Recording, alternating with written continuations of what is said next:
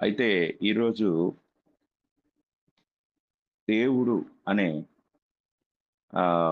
టాపిక్‌ని మనం ప్రారంభించుకోబోతూ ఉన్నాం. ఈ యొక్క అంశాన్ని మనం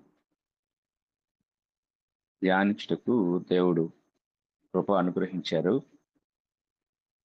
ఈ అంశంలో ఉన్న ప్రతి విషయాన్ని మనం క్షుణ్ణంగా ధ్యానిద్దాం. మొట్టమొదటిగా దేవుని యొక్క నామములు మరియు బిరుదులు.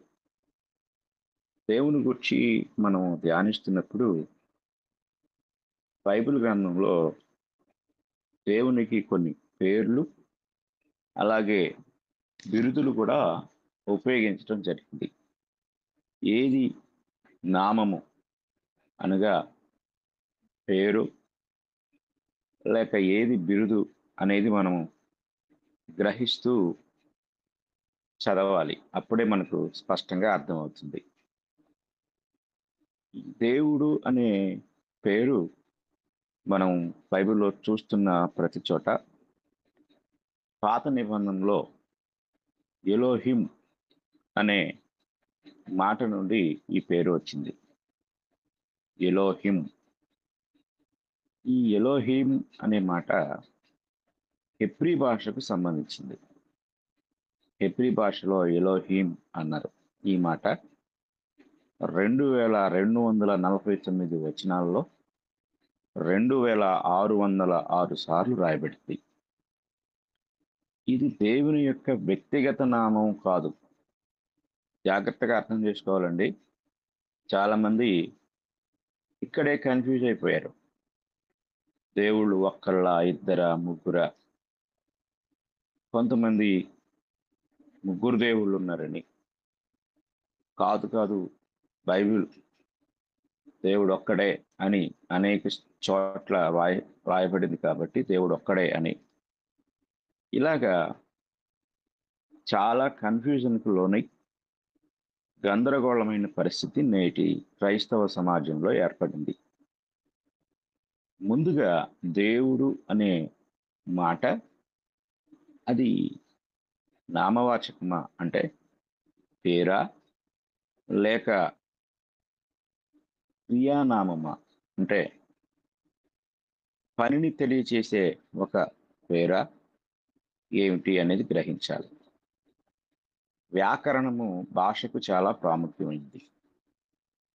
భాషలో వ్యాకరణాన్ని మనం గ్రహించకపోతే అర్థం చేసుకోవటం కష్టం అవుతుంది.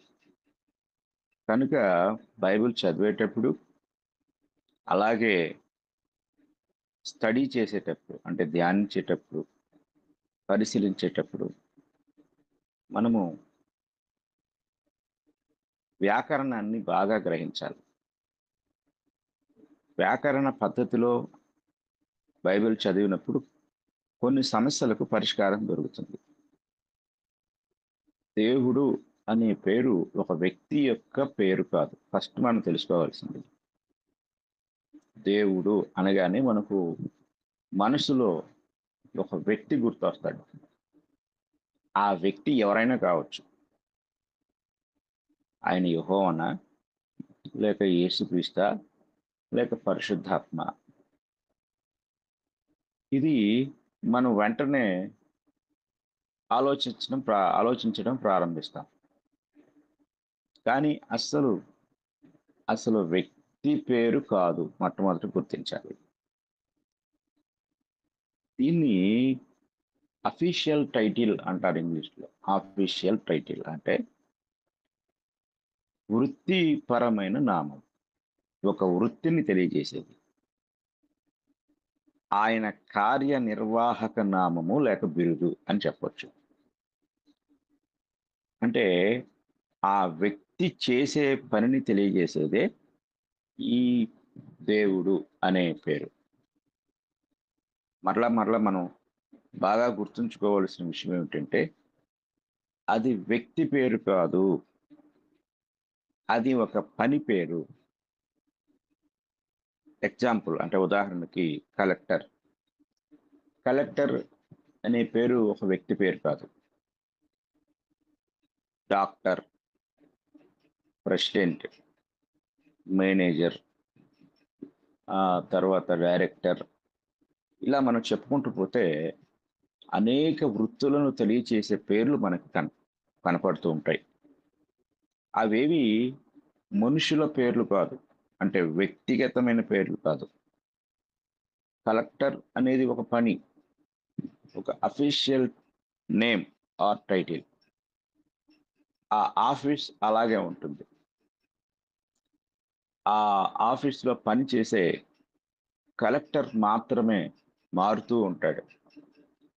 ఆ కలెక్టర్‌కి ఒక పేరుంటుంది. ఇప్పుడు మనం ఏ ఏ జిల్లాల్లో ఉన్నామో, ఆ జిల్లాల్లో ఉన్న కలెక్టర్ల పేర్లు మనకు తెలుసు. ఆయనకు ఒక ప్రత్యేకమైన పేరుంది. పర్సనల్ నేమ్, వ్యక్తిగత నామం. ఆ వ్యక్తి మారుతూ ఉంటాడు. ఆఫీస్ అలాగే ఉంటుంది. పేరు మారుతూ ఉంటుంది. ఆ టేబుల్ మీద ఇంతకు ముందు ఉన్న ఒక వ్యక్తి పేరుంటుంది. ప్రస్తుతం ఉన్న ఒక వ్యక్తి పేరు ఉంటుంది. మనం చూస్తూ ఉంటాం కొన్ని చోట్ల ఎంఆర్ఓ ఆఫీసుల్లో, అలాగే కొన్ని చోట్ల కొన్ని సంవత్సరాల నుండి ఏ ఏ సంవత్సరంలో ఎవరక్కడ పనిచేశారో ఆ సంవత్సరం దాని ఎదురు ఆ వ్యక్తి పేరు అలాగా వ్రాయబడి ఉంటుంది లిస్ట్. అంటే అక్కడ ఉన్న పని మండల రెవెన్యూ అధికారి అనేది అక్కడున్న ఒక ఆఫీషియల్ టైటిల్, అధికారిక నామం, పనిని తెలియజేసే నామం. కానీ ఆ వ్యక్తి మారుతూ ఉంటాడు. వ్యక్తులు మారుతూ ఉంటారు. పని అక్కడే ఉంటుంది. అలాగే ఈ కలెక్టర్, డాక్టర్, ప్రెసిడెంట్, ఎంఆర్ఓ గారు వీళ్ళు పదవులు లేక పనులు తెలియజేసేది ఆ వృత్తిపరమైన పేర్లు ఎలాగో దేవుడు అనేది కూడా ఒక వృత్తిపరమైన ఒక పనిని తెలియజేసే పేరు అనేది మొదటగా మనం గ్రహించాలి.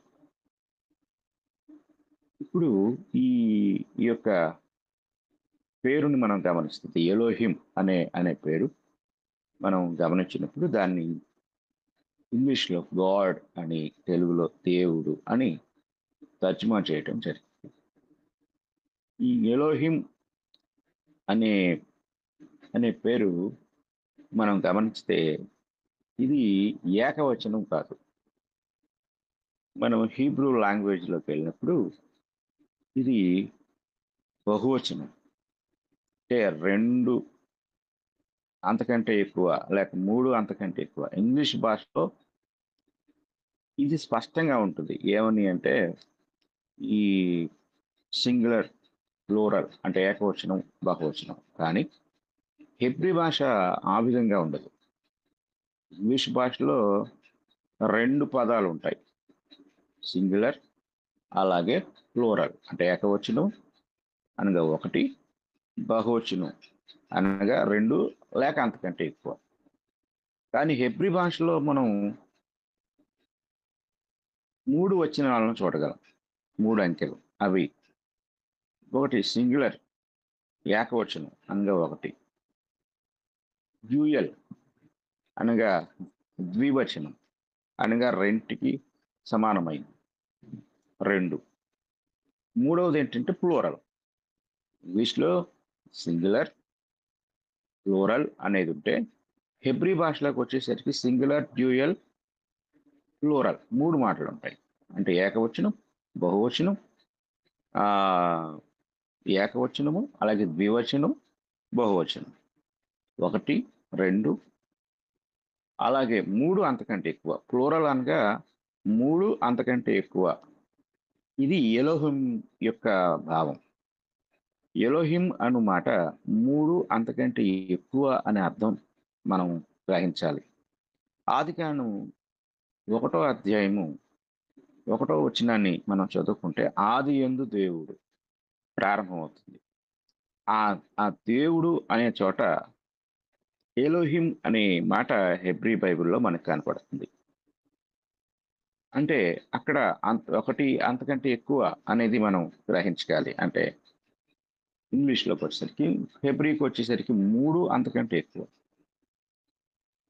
ఆదికాండం 1 అధ్యాయం 26 వచనాన్ని మనం చదువుకున్నప్పుడు దేవుడు మాట్లాడుతూ ఉంటాడు. అక్కడ మాట ఎలా ఉంటుంది అనేది మనం జాగ్రత్తగా గమనిస్తే మనం అందరం బాగా పరిచయమైన వచనం ఈ ఆదికాండం 1 అధ్యాయం 26 వచనం. 26 వచనంలో దేవుడు మన స్వరూపమందు మన పోలిక చొప్పున నరులను చేయుదుము. వారు సముద్రపు చేపలను, ఆకాశ పక్షులను, పశువులను, సమస్త భూమిని, భూమి మీద ప్రాకు ప్రతి జంతువును ఏలుదురుగాకనియు పలికెను. అక్కడ మనకి ఏం కనపడుతుందంటే ఆ ఇంగ్లీష్‌లో ఇలా ఉంటుంది. And God said let us make man in our image అని ఉంటుంది. Let us make man in our after our likeness. 2 చోట్ల ఇక్కడ అవర్ ఇమేజ్, అవర్ లైక్‌నెస్ అన్నమాట. తెలుగులో మన స్వరూపము, మన పోలిక.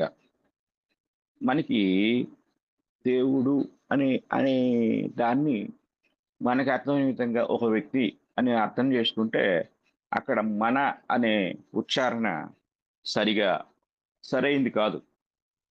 అక్కడ మన అనే మాట ఎందుకు ఉపయోగించారు అంటే, అక్కడ ఉన్న ఆ యొక్క పదము అంటే హెబ్రీ భాషలో అది బహుళత్వాన్ని తెలియజేసే పదం. ఆ బహుళత్వాన్ని తెలియజేసే పదం అంటే ఆహ్, ఏక ఏకవచనంతో సంబోధన అక్కడ జరగటం లేదు. మన అంటున్నాడు. నా స్వరూపమందు అని పలికితే అది సింగులర్‌గా కనపడుతది. ఏకవచనంగా ఒకే వ్యక్తి మాట్లాడుతున్నట్టు. కానీ మన స్వరూపమందు అలాగే అక్కడ ఇంకొక మాట కూడా ఉంది. నరులను చేయుదము, చేయుదును అంటే ఏకవచనము. చేయుదము, చేద్దాం, మనం చేద్దాం అని వాడుక భాషలో మనం అనుకున్నట్లుగా మాట్లాడటం ఇక్కడ జరుగుతూ ఉంది. అలాగే ఆదికాండము 3వ అధ్యాయం కూడా మనము చదువుకున్నట్లయితే 3వ అధ్యాయంలో 22వ వచనం ఇలా మాట్లాడుతుంది.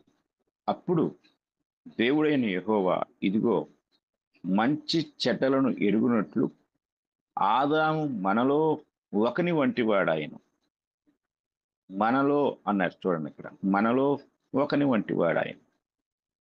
కాబట్టి మనము ఇంగ్లీష్‌లో ఉంటుంది. Man is become as one of us అన్నాడు. The man is become as one of us. మనలో ఒకని వంటివాడు. అంటే మన అనే మాట బహుళత్వాన్ని తెలియచేస్తూ ఉన్నట్లుగా మనం జాగ్రత్తగా గమనించగలం. అంటే నేను ఎలోహిం అనే పదం తెలుగులోకి తర్జుమా చేసినప్పుడు దేవుడు అని తర్జుమా చేశారు. అది ఎందుకు తర్జుమా చేశారు అనేది నేను మీకు కొంచెం మన పాఠం లోపలికి వెళ్ళినప్పుడు వివరిస్తాను. ఈ సందర్భాలన్నీ మనం జాగ్రత్తగా పరిశీలించినప్పుడు అక్కడ మనకి ఈ మాటలు కనపడుతూ ఉంటాయి. వారు మాట్లాడుకున్న మాటలు. కనుక ఇంకొక వచనాన్ని కూడా చూద్దాం. ఆదికాండము 11వ అధ్యాయము. ఆదికాండం 11వ అధ్యాయము 7వ వచనాన్ని మనం చదువుకుందాం. గనుక మనము దిగిపోయి వారిలో ఒకని మాట ఒకనికి తెలియకుండా అక్కడ వారి భాషను తారుమారు చేయుదము రండని అనుకొనెను. ఇంగ్లీష్‌లో చాలా చక్కగా ఉంటుంది. Go to let us go down and there confound their language. అంటే మనం వెళ్దాం రండి. మనం వెళ్ళి వారి భాష ఒకరికి ఒకరికి తెలియకుండా తారుమారు చేయుదము రండి అని మాట్లాడటం ఇక్కడ జరుగుతా ఉంది. కనుక ఈ వచనాలు మనం జాగ్రత్తగా పరిశీలన చేసినట్లయితే ఎలోహిం అనేది బహుళత్వ నామం. అంటే ఈ మాట ఏకవచనం కాదు. దేవుడు.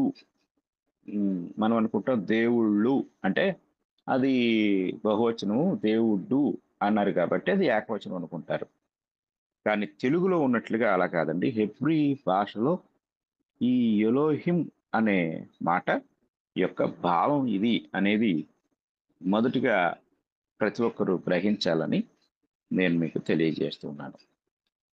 ఆ తర్వాత ఈ వచనాలన్నీ బహువచనాన్ని, బహుళత్వాన్ని మనకు తెలియజేస్తూ ఉంటాయి. ఎలోహిం అనే పదము యొక్క అక్షరార్థం అంటే అక్షరార్థంగా దేవుడు లేక ఎలోహిం అనే మాటకు అర్థం ఏంటంటే శక్తిని బయటకు పంపించేవాడు. అంటే శక్తివంతుడు లేక తనలో ఉన్న శక్తి చేత కార్యాన్ని జరిగించువాడు అనే అర్థాలు మనకి దేవుడు అనే మాటకు, ఎలోహిం అనే మాటకు అర్థంగా మనకి కనపడుతుంది. ఇంగ్లీష్‌లో ఏముంటదంటే ద స్ట్రాంగ్ వన్ అనే మాట ఉంటుంది. అంటే ఏకైక శక్తివంతుడు, ఏకైక బలవంతుడు. ఆయన ఏకైక బలవంతుడు అంటే ఆయన ఒక్కడ మాత్రమే. అంటే ఆ పదములో ఉన్న వ్యక్తి మనం జాగ్రత్తగా గమనించాలి. అర్థం చేసుకోవటంలో పొరపాటు పడితే అపార్థం అయిపోతుంది. అక్కడ పనిచేసే ఆ వ్యక్తి ఆయన ఏకైక బలవంతుడు. ఎలా అంటే ఆదికాండం 1వ అధ్యాయం అంతా మనం చదివితే 10 క్రియాపదముల ద్వారా ఆయన తన శక్తిని తెలియజేస్తాడు. క్రియాపదములు అంటే కార్యనిర్వాహక పదాలు. అంటే పనిని తెలియజేసే కొన్ని పదాలు. ఆ పదాలు 10 పదాలు ఉంటాయి ఇక్కడ. ఒకటి సృష్టించెను, 2 నిర్మించెను, 3 సంచరించెను, 4 చెప్పెను, 5 చూచెను, 6 పిలచెను, 7 వేరుపరచెను, 8 ఏర్పరచెను, 9 ముగించెను, 10 ఆశీర్వదించెను. ఈ 10 మాటలు 1వ అధ్యాయం అంతా మనం చదివినప్పుడు కనపడతాయి. అంటే ఈ 10 మాటలు దేవుని యొక్క శక్తిని తెలియజేస్తున్నాయి. దేవుని యొక్క ఆ సార్వభౌమాధికారము లేక ఆయనకున్న శక్తి, అనంతమైన శక్తి. ఆ అనంతమైన శక్తి ద్వారా ఆ 1వ అధ్యాయంలో ఆయన చేసిన కార్యం అంతా లేక దాని నిర్వహణ అంతా మనం గమనిస్తే ఆయన ఓన్లీ వన్ స్ట్రాంగ్ అంటే ఏకైక బలవంతుడు, ద స్ట్రాంగ్ వన్ అంతే. ఇంకా ఏకైక బలవంతుడిగా మనము ఈ 1వ అధ్యాయంలో చూడగలం. కనుక ఎలోహిం అనగా ఏకైక బలవంతుడు. దాని తెలుగులో మనం దేవుడు అని పిలవటం జరుగుతూ ఉంది. దేవుడు ఎంత శక్తివంతుడు అంటే 1వ అధ్యాయంలో ఆయన కేవలం ఏదో ఆ యొక్క సృజించటం మాత్రమే కాదు. ఆయన తన గవర్నమెంట్ విషయంలో కూడా అంటే ప్రభుత్వం విషయంలో కూడా ఆయన శక్తివంతుడై ఉన్నాడు. ఆయన శక్తి ప్రభుత్వాలను కూడా మార్చగలుగుతుంది.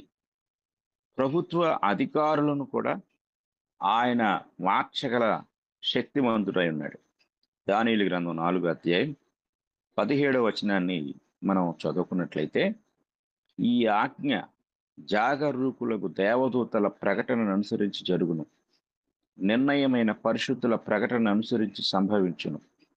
మహోన్నతుడగు దేవుడు మానవుల రాజ్యము పైన అధికారి అయ్యుండి తానెవరికి అనుగ్రహింప నిశ్చయించునో వారికి అనుగ్రహించుననియు ఆయా రాజ్యము పైన అత్యల్ప మనుషులను ఆయన నియమించుచున్నాడనియు మనుషులందరూ తెలుసుకున్నట్లు ఇలాగు జరుగును. కనుక ఇక్కడ ఈ యొక్క దానియేలు గ్రంథం 4వ అధ్యాయం మనం చూసినప్పుడు 4వ అధ్యాయంలో నెబుకద్నెజరు యొక్క ప్రభుత్వం మారిపోయింది.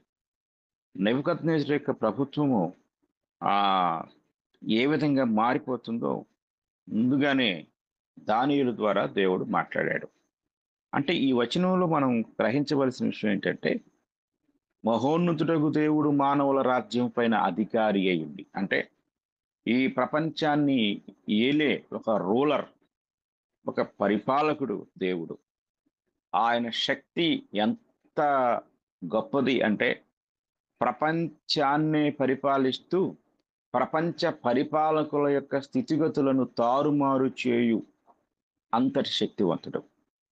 ఇక్కడ నెబుకద్నెజరు యొక్క ప్రభుత్వం విషయంలో ఆయన మాట్లాడాడు. పక్కనే ఉన్న 5వ అధ్యాయాన్ని కూడా మనం చదువుకున్నట్లయితే ఈ 5వ అధ్యాయము 30-31 వచనాలు చాలా ఆశ్చర్యాన్ని తెలియజేస్తూ ఉంటాయి. ఏమిటి ఈ ఆశ్చర్యం అనేది మనం జాగ్రత్తగా గమనించినప్పుడు, ఆ రాత్రి ఎందే కల్దీల రాజుకు బెల్షస్సరు హతుడాయెను, మాదీయుడకు దర్యావేషు 62 సంవత్సరముల వాడై సింహాసనమునెక్కెను అని ఉంటది. అంటే ప్రపంచమంతా రాత్రి నిద్రించే ముందుగా ప్రపంచం దృష్టిలో ఆ యొక్క కల్దీయ సామ్రాజ్యము లేక బబులోను సామ్రాజ్యము కల్దీయుల యొక్క ఆధీనంలో ఉన్నట్లుగా కొన్ని వందల సంవత్సరాలుగా గుర్తింపు పొందింది. కానీ తెల్లవారి చూసేసరికి ప్రపంచం అంతా నివ్వెరపోయింది. కారణం ఏమిటంటే బబులోను కోట మీద మెడో పర్షియన్ సామ్రాజ్యపు అనగా మాది పారసీక సామ్రాజ్యపు జెండా ఎగురుతుంది. రాత్రి ప్రపంచం అంతా ఇది కల్దీయ సామ్రాజ్యమే అని నిద్రపోయింది. రోజు అలాంటి ఆలోచనతోనే. కానీ తెల్లారి చూసేసరికి అక్కడ కల్దీయ సామ్రాజ్యం అంతరించిపోయి రాత్రికి రాత్రే ఆ సామ్రాజ్యము ఆది పారసీక సామ్రాజ్యముగా రూపాంతరం చెందింది. ఒక్క రాత్రిలోనే ప్రభుత్వాలు మారిపోయాయి, రాజ్యాలు మారిపోయాయి, అధికారాలు మారిపోయాయి. దాన్ని మార్చివేసిన వాడు దేవుడే. ఇది జాగ్రత్తగా గమనించాలి. ఇలాగా మనము గమనించినప్పుడు దేవుడు తన శక్తిని ఈ 1వ అధ్యాయంలో ఉన్న సృష్టిని సృజించటంలో మాత్రమే కాదు, మానవుల రాజ్యాలలో తన జోక్యాన్ని కలిగి రాజ్యాలను రాజులను తారుమారు చేయనంతటి శక్తివంతుడిగా ఆయన ప్రభుత్వ విషయంలో కూడా శక్తివంతుడై ఉన్నాడు అనే విషయాన్ని మనం ఇక్కడ గ్రహించగలం. ఇంతవరకు మనము ధ్యానించిన అంశం ఏంటంటే దేవుని యొక్క నామములు మరియు బిరుదులు అనే పాయింట్లో ఒకటి లేక ఏ పాయింట్ ఎలోహిం అనే మాటను గురించి మనం ధ్యానించాం. ఈ మాటను ముగించక ముందు మరొకసారి మీకు చెప్పాను. ఎలోహిం అనే మాట నుండి దేవుడు అనే తెలుగు మాట లేక గాడ్ అనే ఇంగ్లీష్ మాట, అందులో నుంచి దేవుడు అనే తెలుగు మాట తర్జుమా చేయబడింది. ఎలోహిం అనే మాట ఏకవచనం కాదు, అది బహుళత్వ వచనమై ఉన్నది అనేది మనము గ్రహించగలం. దానికి మనకు ఉదాహరణగా ఆదికాండం 1వ అధ్యాయం 1వ వచనము, 1వ అధ్యాయం 26వ వచనము, అలాగే 3వ అధ్యాయము 11వ అధ్యాయం కూడా మనము ధ్యానించడం జరిగింది. ఆ తర్వాత వచనాలు మనం జాగ్రత్తగా గమనించినట్లయితే ఎలోహిం అన్న మాటకి అర్థం ఏంటి, అక్షరార్థంగా ఎలోహిం లేక దేవుడు అనే మాటకి అర్థం ఏంటో ఇంతవరకు మనము చూసాము. ఇప్పుడు రెండవ మాట యెహోవా అనే ఆ టైటిల్ లేక యెహోవా అనే పేరుని మనం ఇప్పుడు ధ్యానిద్దాం. యెహోవా అను నామము ఇది వ్యక్తిగత నామం, అంటే దేవుని యొక్క వ్యక్తిగత నామం.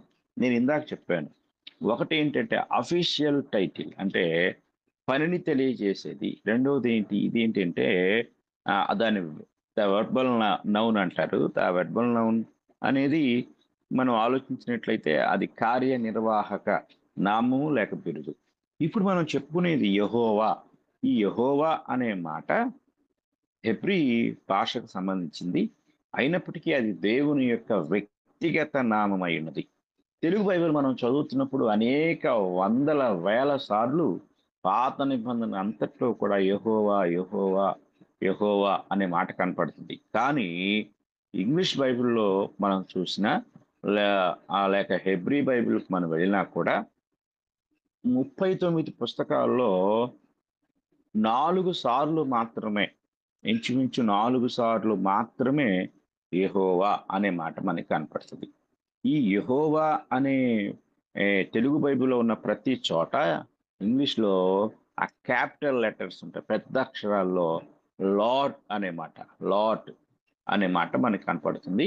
ఈ ఈ యొక్క పాత నిబంధనలో లార్డ్ అనే మాట వ్రాయబడిన చోట, క్రొత్త నిబంధనలోకొచ్చేసరికి ఆ ప్రవచనాలకు సంబంధించిన వచనాలు కానీ, లేక పాత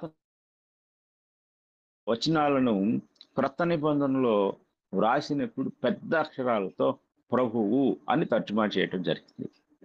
అంటే పాత నిబంధన అంతట్లో తెలుగులో యెహోవా అని రాయబడిన ప్రతి చోట ప్రభువు అని ఇంగ్లీష్ బైబిల్‌లో రాశారు. ఎందుకు యెహోవా అని రాయలేదు? తెలుగులో రాశారు కదా! అంటే ఎందుకు రాయలేదో కూడా నేను చెప్తాను. యెహోవా అను నామము దేవుని యొక్క వ్యక్తిగత నామమై ఉన్నది. నేను ఇందాక చెప్పాను. కలెక్టర్ అది కార్యనిర్వాహక నామము. కలెక్టర్ రామకృష్ణ గారు. ఆయన ఎవరు? ఆ రామకృష్ణ గారు, లేక వెంకటేశ్వరరావు గారు, లేక ఇంకా ఎవరైతే ఉన్నారో వాళ్ళ పేర్లన్నీ కూడా వారి వ్యక్తిగతమైన పేర్లు. ఆ వ్యక్తిని గుర్తించటానికి తల్లిదండ్రులు పెట్టిన పేరే వ్యక్తిగత నామము. యెహోవా అను నామము కూడా దేవుని యొక్క వ్యక్తిగత నామమై ఉన్నది. ఇది అన్ని నామముల కంటే పైనున్న నామమై ఉన్నది. ఇది మనం గ్రహించాలి.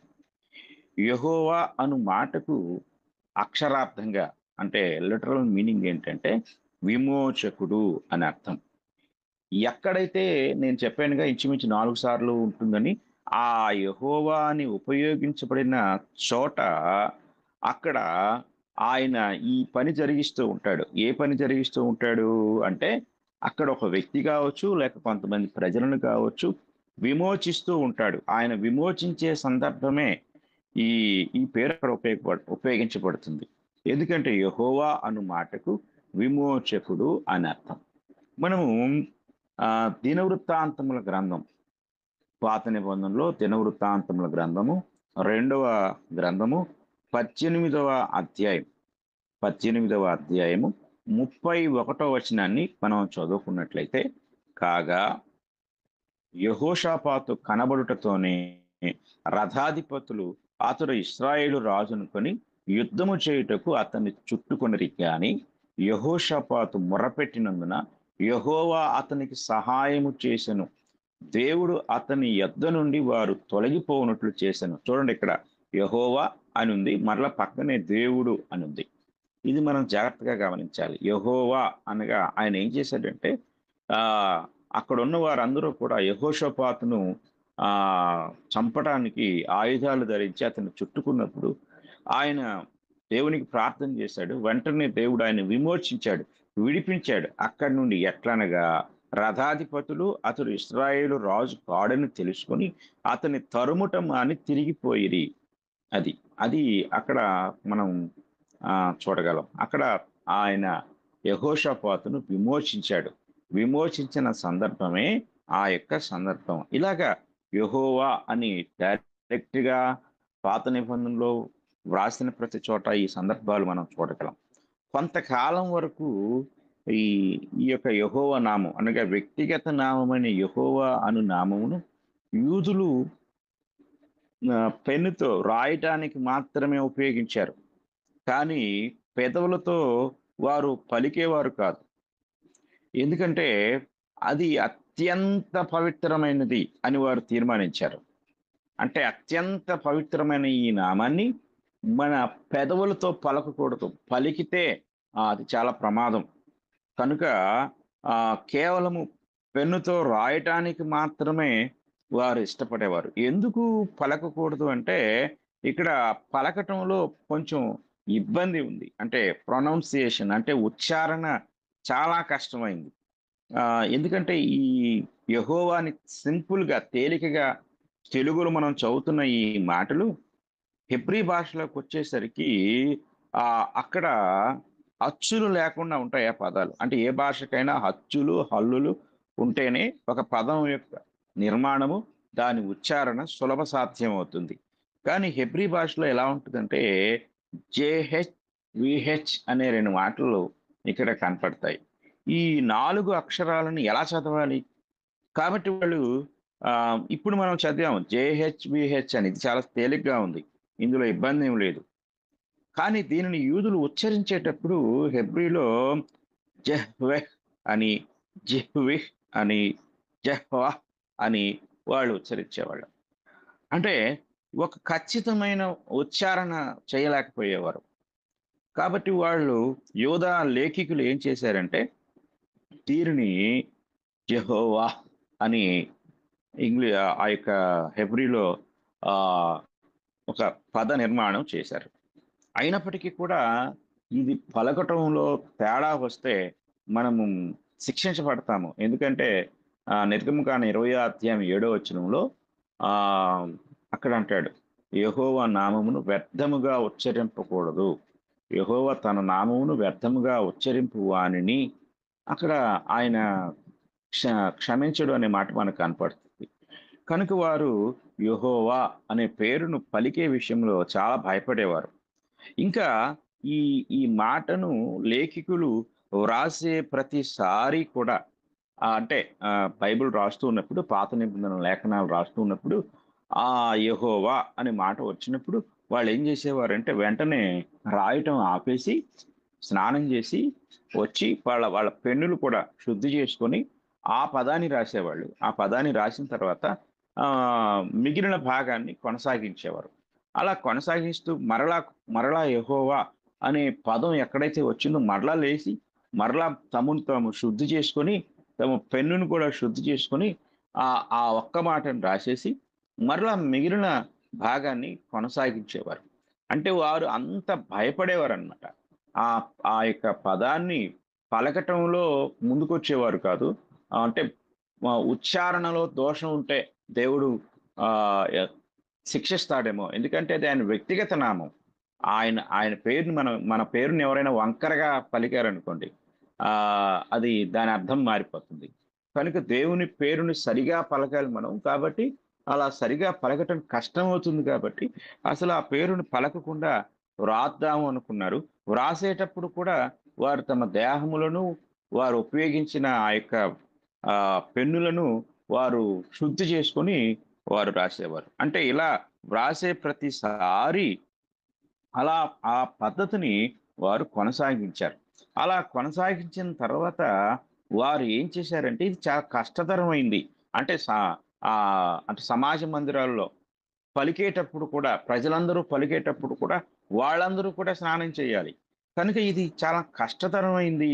కాబట్టి ఈ ఈ కష్టతరమైన పద్ధతిని మనము మానివేసి యెహోవా అనే పదం వచ్చినప్పుడు అక్కడ వారు ఏం చేశారంటే హెబ్రీ భాషలో ఎలోహిం తర్వాత అదోనాయ్ అనే 2 పదాలను ఉపయోగించారు.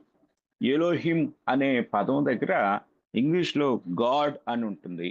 ఆ తర్వాత అడోనాయ్ అనే దగ్గర లార్డ్ అని ఉంటుంది. అంటే దేవుడు, ప్రభువు అనే తేలికైన పదాలను వారు ఉపయోగించారు. అంటే యెహోవా అనే మాట ఎన్ని చోట్ల వస్తుందో అక్కడ యెహోవా అనే మాటను తీసేసి ఎలోహిం అంటే దేవుడు అని పెట్టారు. దేవుడు అలాగే అదోనాయ్ ఇది కూడా హెబ్రీ మాటే. ఈ అదోనాయ్ అనే పదం కూడా చేర్చారు. అంటే అక్కడికొచ్చేసరికి యెహోవాకు బదులుగా దేవుడు అని, అలాగే ఆహ్, అదోనాయ్ అంటే ప్రభువు అని తర్జుమా చేయటం జరిగింది. అంటే యెహోవా అనే మాటను డైరెక్ట్‌గా ఉచ్చరించటం మానేసి, ఆ యెహోవా దేవుడు, ప్రభువు కాబట్టి మనము ఏ ఇబ్బంది లేకుండా దేవుడు అని పిలుద్దాం. ప్రభువు అని పిలుద్దామని వారు తీర్మానించి వారు ఈ పదాలను రాశారు. అందుకే పాత నిబంధనలో ఈ ఒక ఇంచుమించు 4 సార్లు కంటే ఇంకెక్కడ లేదు. యెహోవా అనే డైరెక్ట్ పదం అన్నమాట. ఆహ్, అక్కడ ఏముంటదంటే మీరు ఇంగ్లీష్ బైబిల్ చూసినట్లయితే అక్కడ లార్డ్ అనే మాట. అలాగే కొన్ని చోట్ల దేవుడు అనే మాట. ఈ దేవుడు, అలాగే ప్రభువు అనే పదాలు వారు చేర్చి చదవటం ద్వారా చాలా సింపుల్‌గా అంటే భయం లేకుండా సులభమైన విధానంలో ఆ యొక్క మాటలను వారు ఉపయోగించటం జరిగింది. కనుక ఇది ఈరోజు మనం 2 విషయాలు తెలుసుకున్నాం. ఒకటి ఎలోహిం అంటే ఏంటో తెలుసుకున్నాము. రెండవది యెహోవా అనే మాటను గూర్చి మనం తెలుసుకున్నాం. ఈ యెహోవా అనే మాట ఇంకా కంప్లీట్ అవ్వలేదండి. ఈ ఈ మాటను గూర్చి మనము ఇంకొంచెం ముందుకు వెళ్ళి ఆ పదాన్ని గూర్చిన వివరణను మనం తెలుసుకుందాము. యెహోవా అనే పదము తర్వాత మనము ఇంకా దేవునికి ఉపయోగించబడిన నామములు యెహోవా అనే ఆహ్, మాటతో వ్రాయబడిన మాటలు మనకుంటాయి. అంటే ఉదాహరణకి యెహోవా ఈరే, యెహోవా రాఫా, యెహోవా నిస్సి, యెహోవా షాలోమ్, యెహోవా షమ్మా ఈ పదాలన్నీ ఉంటాయి. వీటి వీటి ఈ పదాలు, వీటికి అర్థాలు ఆహ్, ఇంకా వాటి వివరణ కూడా మనం ముందు ముందు తెలుసుకోబోతాం. కనుక ఈరోజు మన సమయానుకూలతను బట్టి మనం 2 పేర్లను గురించి తెలుసుకున్నాము. అందులో రెండవ పేరు కూడా మనం కంప్లీట్ అవ్వలేదు. అది దేవుని చిత్తమైతే రేపటి దినము ఆ పదాన్ని మనం కంప్లీట్ చేద్దాం. కనుక ఈరోజు తెలుసుకున్న 2 పదాలను బట్టి మరి మనం దేవుని మహింపరచుదాము. మనం తెలుసుకున్న విషయాల ద్వారా దేవుని గూర్చిన ఈ యొక్క పాఠాన్ని అర్థం జేసుకోవాలని, లేక అర్థం చేసుకొనుటకు ప్రయత్నించాలని నేను ప్రేమపూర్వకంగా మీకు తెలియజేస్తూ ఈ మాటలు ముగిస్తూ ఉన్నాను. మీ అందరికీ వందనాలు.